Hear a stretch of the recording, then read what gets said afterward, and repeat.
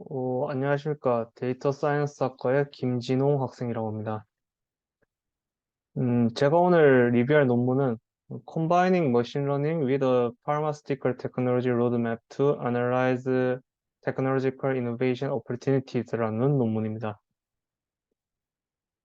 여기 볼 제목을 보시면 알 수 있다시피 기술 혁신의 기회를 분석을 하기 위해서 이 제약 기술 관련 로드맵에다가 이 머신러닝을 결합하는 방법론에 대한 연구입니다.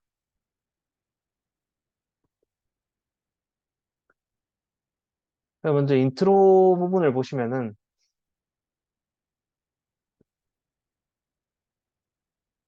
이 제약 기술의 혁신이 왜 중요한가면은 어떠한 과학적인 이 발견 초기의 발견 자체가 어떤 신약이나 아니면은 이 향상된 공공 관리 무슨 제품 같은 걸로 변형이 되는 것을 촉진하는 데 있어서 이제 이런 그 제약 기술의 혁신의 중요성이 증가하고 있다는 것이 배경이었고요. 그래서 이런 제약 기술 혁신이 어떻게 진화를 하는지를 파악하는 거하고 또 정확한 분석을 하는 거, 그리고 이런 제약 기술 기회를 예측을 하는 것이 이런 기술 혁신을 촉진하는 데 있어서 핵심적인 요소라고 합니다. 그리고 이러한 이 제약 기술의 기회를 이 분석을 하는 데 있어서 이 시간이나 이런 어떤 축을 기준으로 분석을 하는 데 있어서 이런 그 기술 로드맵이라는 이 방법론이 좋은 방법론이라는 선택을 했고요.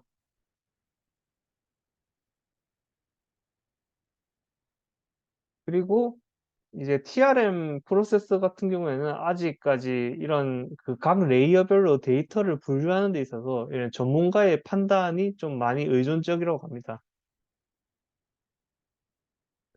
그래서 본 논문에서는 이러한 그 제약 기술의 기계 분석과 관련해서 좀 더 체계적이고 도메인 특성화된 TRM의 방법론을 제안을 한다고 합니다. 먼저 연구 프레임워크를 보시면은 본 연구에서는 크게 세 가지를 장점으로 제시를 하고 있습니다. 첫 번째는 이제 원래 기술 로드맵에서는 이세 가지 계층만을 사용합니다. 그러니까 기술, 제품, 시장 세 가지 계층을 사용하는데 지금 본 연구에서는 이거를 그 제약 기술 분야의 맞춤형으로 이 여섯 가지 레이어로 구성을 했다고 합니다. 이 여섯 가지 레이어가 뭐냐면은 기술, 그리고 임상 시험, 제품, 시장, 카테고리, 그 퓨처 디렉션, 향후 방향으로 지금 구분을 했고요. 두 번째 장점은 이 분석에 있어서 데이터 소스를 이 세 가지 소스를 사용을 했는데 특허하고 논문하고 또 상업적 데이터 이 세 가지를 모두 다 수집을 해가지고 사용을 했다는 데 의의가 있었고 세 번째로는 이 머신러닝 기반의 그 TRM을 지원을 하기 위해서 버트 모델하고 LDA 모델을 통합을 하는 방법론을 제안을 했다고 합니다. 그래서 먼저 프레임워크의 첫 단을 보시면은 여기서 이제 세 가지 데이터베이스를 사용했는데 첫 번째는 매드라인이라 해가지고 이게 그 바이오 약제 분야에 있어서 이런 그 우수한 논문들을 좀 모아놓은 사이트라고 합니다. 그리고 더벤트 이노베이션 인덱스라고 해가지고 이건 이제 특허 정보를 좀 더 포괄적으로 포함하고 있는 사이트고요. 그리고 상업적 정보는 이제 1000개 이상의 뭐 비즈니스 매거진이나 아니면은 금융 뉴스페이퍼에 대해서 이제 초록을 수집을 했다고 합니다. 그리고 TRM을 설계를 하는 데 있어서 이 시간축하고 이 레이어 축이 있는데 이 시간축 같은 경우는 이 기존의 그 기술 라이프 사이클 모형에 기반을 해가지고 이제 그 이머징 기술의 출현 단계, 성장 단계, 성숙, 그리고 쇠퇴 단계의 네 가지로 지금 시간축을 구성을 했고요. 그 레이어 축 같은 경우에는 이게 그 아까 말씀드렸듯이 그 제약 기술 분야의 맞춤형으로 여섯 가지 레이어를 구성을 했다고 합니다. 기술 인상 시험, 제품 시장 카테고리, 뭐 퓨처 디렉션 이 6가지로 구성을 했고요. 그래서 여기 보시면은 이제 데이터를 뭐 논문이나 특허 그리고 상업적 데이터에 대해서 이게 초록이나 아니면은 뭐 출판된 뭐 어떤 정보를 다 수집을 했다고 하고요.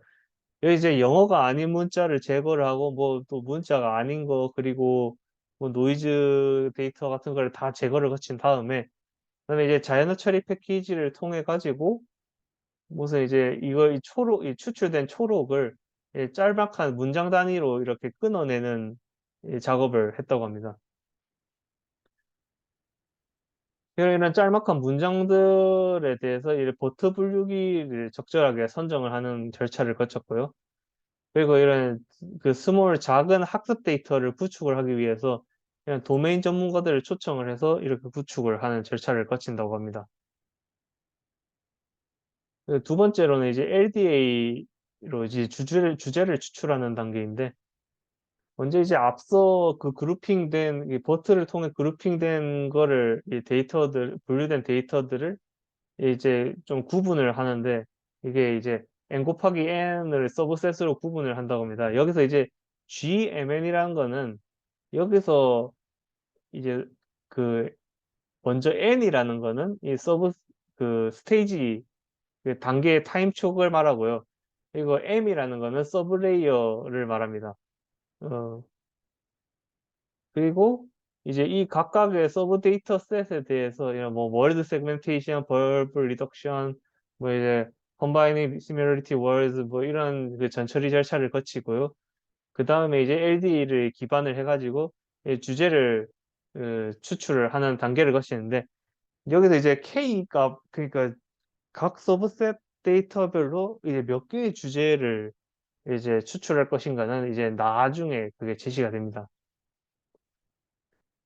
그리고 그 다음에 보시면은 이게 코사인 시뮬러리티를 사용을 해가지고 이 화제가 이제 도출된 주제들 사이에 이런 유사성을 계산을 하게 되고요. 이제 이 유사성에 기반을 해가지고 이제 과연 이 두 주제 간에 뭐 진화적인 연관성이 있는지 없는지를 판단을 하는 그 스레스홀드 값을 적절하게 설정을 한다고 합니다.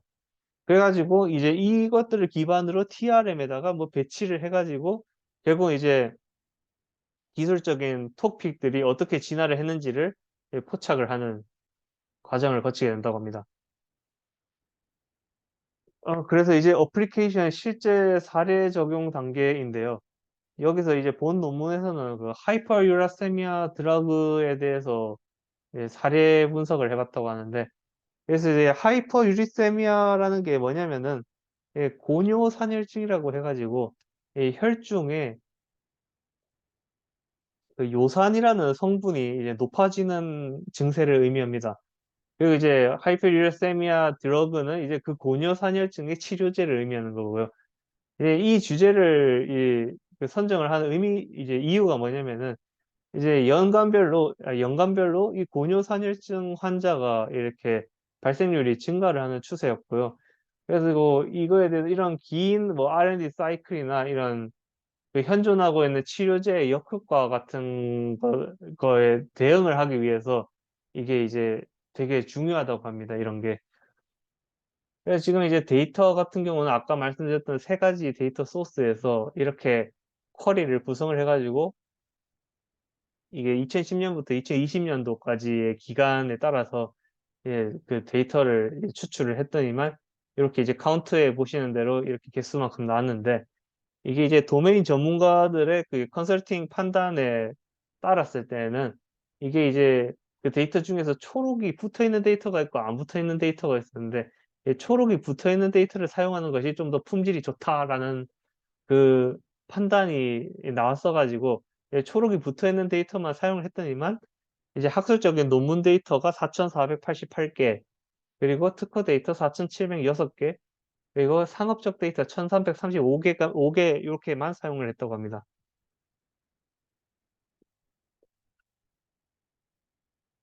그리고 이제 기술 라이프 사이클에 따라서 이거를 그 단계별로 구분을 했을 때 얘들이 이제 그 연도별로 이 건수 추이나 뭐 이런 거를 봤을 때 지금 세퇴 단계는 없고 이머징 그로스 매추리티 성숙 단계까지 세 단계까지만 있었다고 합니다. 그래서 지금 이거를 세 단계에 따라서 이제 각 쇼트 센테스를 이렇게 배정을 할당을 하는 그 전처리를 거쳤고요. 그리고 세 명의 도메인 전문가를 이제 초청을 해가지고 작은 학습 데이터셋을 만드는 걸 작업을 했다고 합니다.